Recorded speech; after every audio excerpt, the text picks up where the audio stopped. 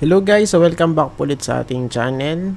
So this time for today is natin to, second video na natin. And pwede nyo i-check guys yung first video about top trending stocks. Ayan. So for sure may second video, no? Ayan, since marami naman tayong time. And of course, paki-follow ako sa Instagrams, Stockplay, then sa Twitter. Search lang, search nyo lang yung pangalan ko o yung Twitter handle. Ayan, BDJ_LLA, tapos may H yung J.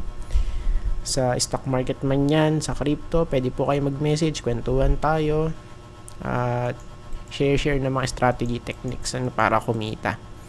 Ayan, so of course let's start, no? At hindi pa pala nakaset up yung natin. Yan. So, i-set up ko muna saglit. Ayan. M-wide. Let's go. Hide marks on first. So, first of all, SCC. Si SCC is yung sinasabi natin na filled yung gap. So, filled na guys yung gap dito, no? Ito. May gap down, then bounce. Okay to fill the gap. Ayan. So, this one, of course, typical pullback to kasi support to 32.9. Ayan, 32.93, 0.95. Basta malapit dyan sa may green box. Ayan. And of course, kung i-check natin, tingnan natin na baka may trend line tayo. Meron ba? Check natin.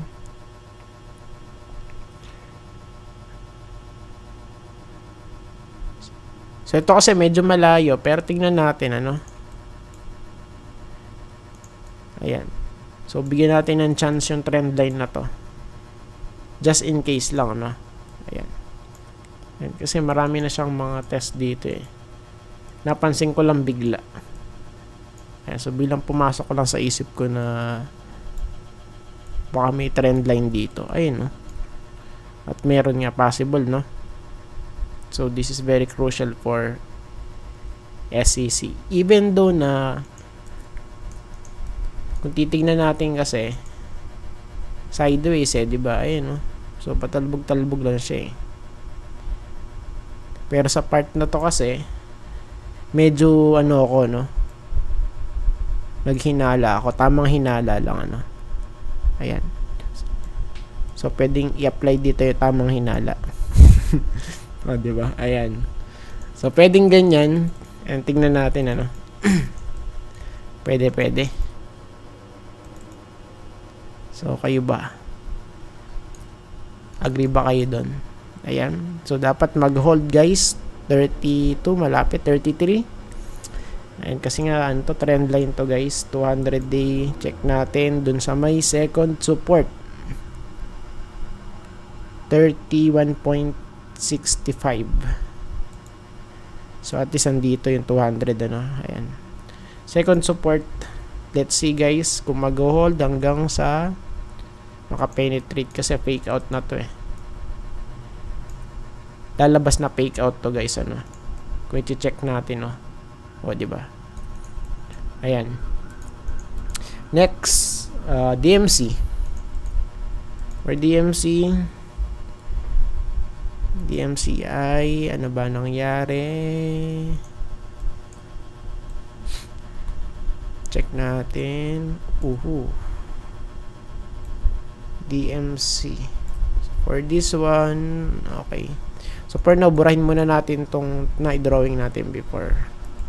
Ayan, para makita naman natin, Support.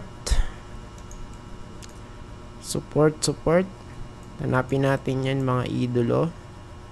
10.7 for this one. 10.7. Okay. Check natin yung resistance. So, saan pwede maglagay ng resistance dito? Tingnan natin kung saan mas maraming mga mga untog. Of course, dun maganda, no? Na maglagay. So, I think dito, pwede na dito. Goods na dito, guys.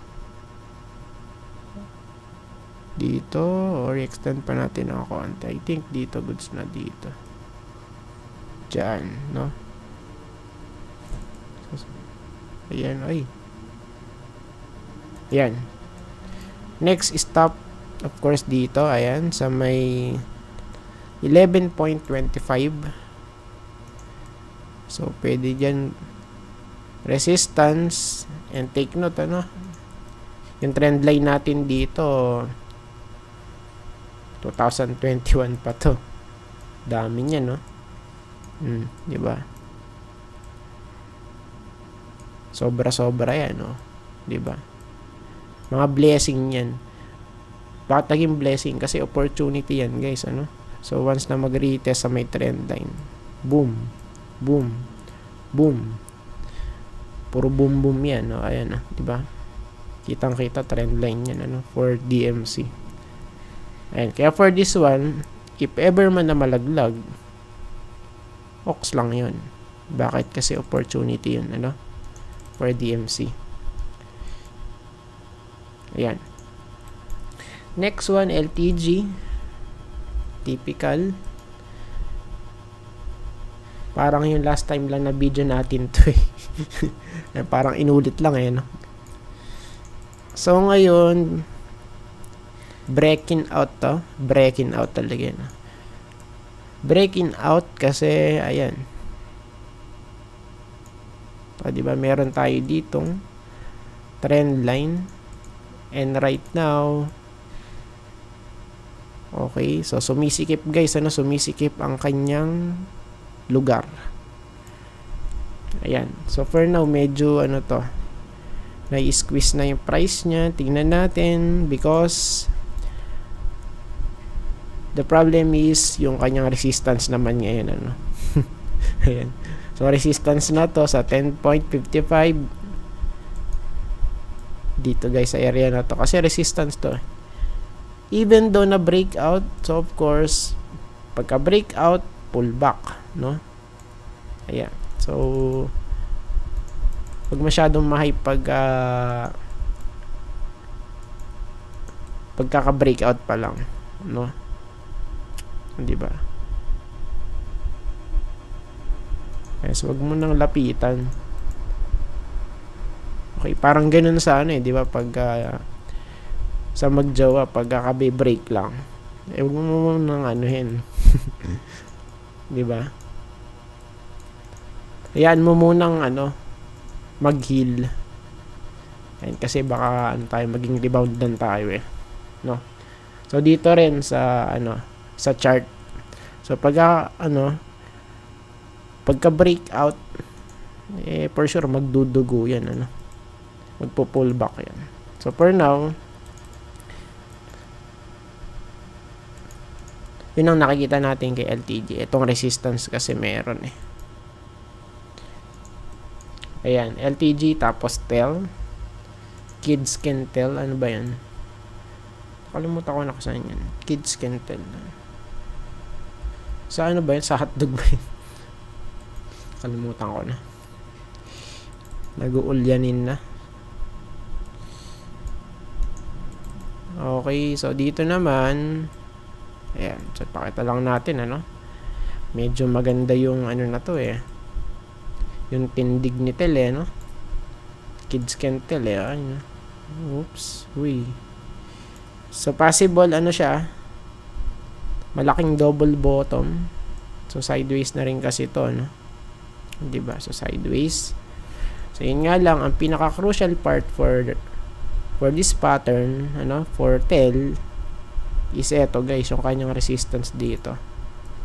Overhead resistance here sa 1.9, This is very crucial. Of course, walang magandang profit kung hindi magbe-break dyan. Diba? So, kumbaga, naka-pin down lang dyan yung magiging natin profit just in case na mag-rally dyan. So for example dito sa 1.4 nasa 35% lang yan pagka nag-retest dito. Ayan. And of course much better kung mag-breakout nga doon, ano. Ayan. So for now, check natin. Oops. Uy. Looks bearish for me. Stochastic nasa oversold pero pwede mag-stay dyan yan eh.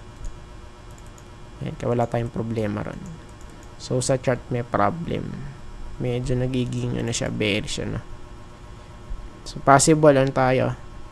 Bumalik dito sa may support yung chart or yung candlestick pala, ayan.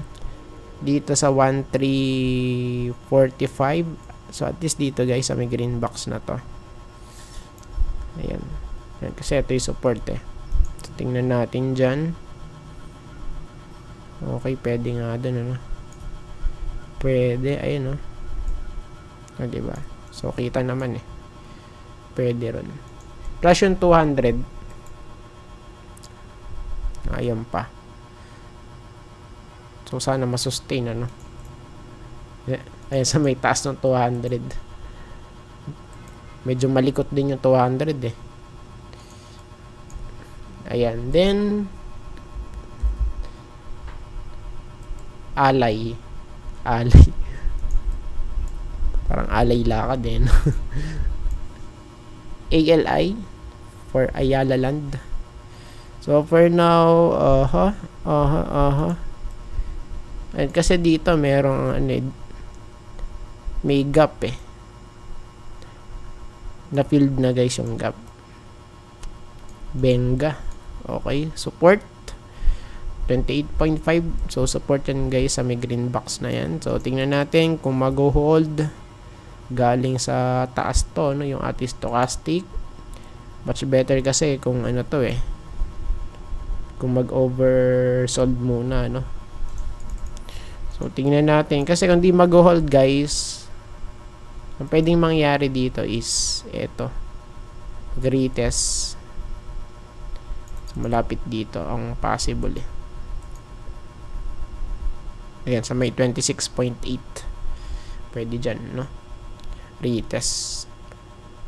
Or kung mag-hold, ayan sa may support natin, edi possible naman mag-bounce tayo hanggang 29.8 or ano pa dyan, ano, mas mataas pa dyan kung sakali man, ano. Ayan 200, where are you? Dito na as, ayan, okay, nasa second resistance, no. So kung magra-rally man yan, pwede, no, dito na mag-retest sa may 200 kasi malapit lang naman actually. 28 na sa ano lang to, 30 lang, ano, 31. Ayan, 30.6 eh. Ayan. So nag-add tayo ng support kaya i-save natin yan. Save the last dance for Globe. Ayan. Last natin, Globe. Okay, nag-hold. Goodness yan for Globe, no? Medyo maganda pa nga tayo pagka nag-hold na ganun eh. Ayan. So ang di lang nga lang maganda rito, ayan, doon pa rin sa taas. Still overbought pa rin. X pagka ganyan, ano. Ayan. Bakit? Kasi nag-ano na siya eh. Nag-rally na to, of course. Ayan, pero let's see. 17% lang naman yung kanyang rally. At pwede pa tong bumagsak as low as dito sa 1930 dito sa area na to guys. Ayan, kasi medyo makapal yung ano natin, ano, yung support. Ayan. So actually pwede natin yung i-edit eh. Dalawang support yan eh. Ayan, kasi ito is naka-base sa weekly, ano. Ayan, pero pagka nagpunta tayo sa daily, ito makikita natin. Ayan o.